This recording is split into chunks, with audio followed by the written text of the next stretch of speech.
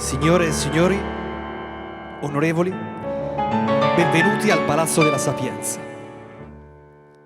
Stiamo per iniziare un viaggio straordinario attraverso oceani e continenti, un vero e proprio romanzo.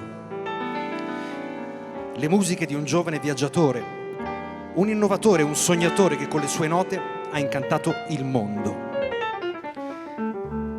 Renato Carosone. Un rimbraccio a tua mamma, non facciamo picciri, dille tutta verità, che mamma te può capire. E passa e spassa sotto sto barcone, ma tu sì, guaglione, tu non conosci le femmine, sei ancora così giovane. Ma una rossa s'avvelena e una bruna se ne muore, e veleno calamita di ste femmine che le fa cosa ragina, cosa ragina.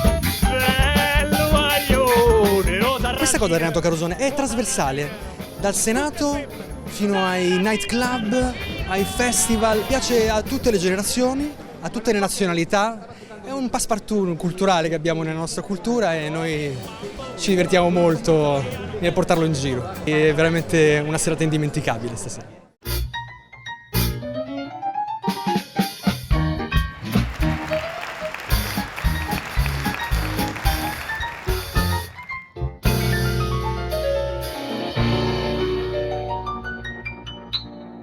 Tu vuoi fare l'americano? Americano, americano, senta a me chi tu va fa. Tu vuoi vivere alla moda, ma se bevi whisky e soda, poi ti senti disturbato.